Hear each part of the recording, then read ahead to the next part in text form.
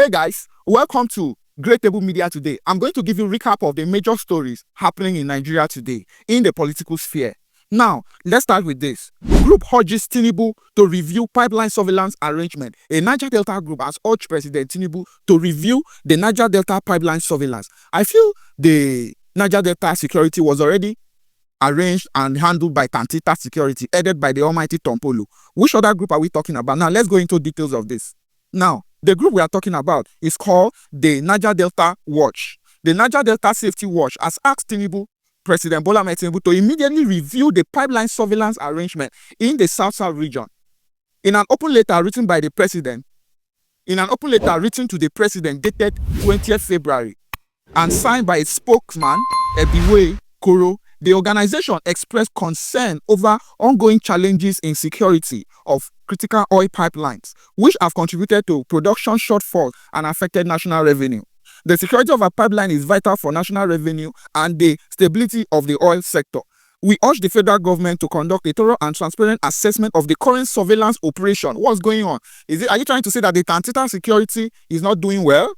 Which other group is this one? So, guys, this is something we have to look critically at in the major stories. Now, another headline of today, pastor to die by hanging for killing Akwa Ibom landlord. A Living Faith Church pastor in Akwa Ibom, Emmanuel Udo, has been sentenced to death by hanging for murdering his landlord, a university student. Another news today, guys, for you is President Trump kicks and reacts as U.S. court voids tariff on Nigeria and other countries. So President Trump earlier placed tariffs on different countries. So tariffs on import, and it has been void by the court of the US.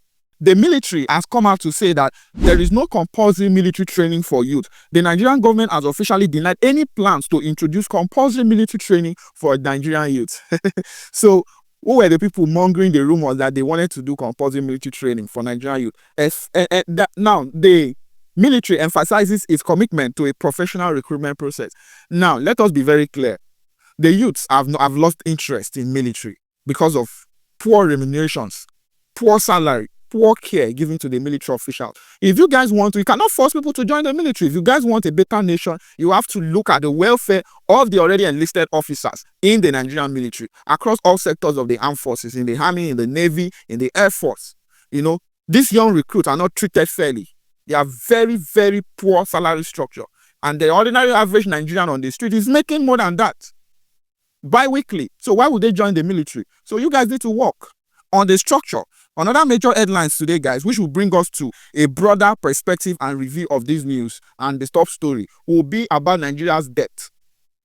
Reported by Punch newspaper today, Nigeria's public debt rose to 153 trillion in September of 2025. Now, this was reported by DMO.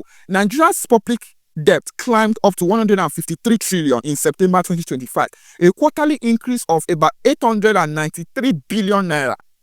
Reports by the DMO shows a breakdown of this domestic debt. Sir, ma, as you're sitting down watching me today, are you sure the future of your children have not been sold? Are you sure the future of your generations unborn have not been borrowed already into debt? Like the children you will give birth to are already in debt. That is the political structure and dynamics of Nigeria economy. We are borrowing all of this money. You're borrowing all of this money. We are not seeing it. We're not seeing the results. And the debt is, it better be that the Tinubu-led administration sees a better economic, outbloom, a better economic outcome before all of this spending and borrowing. Because it will not be very funny on the economy. We are seeing a gradual fall of the dollar, which is rather global than domestic, and the naira is gaining strength. We already know that the dollar globally is weakened, so the naira is gaining strength. We want to be sure that these factors are very domestic and economically relevant to us as a country, so that it does not skyrocket or backfires when the dollar gains strength globally. Thank you, guys.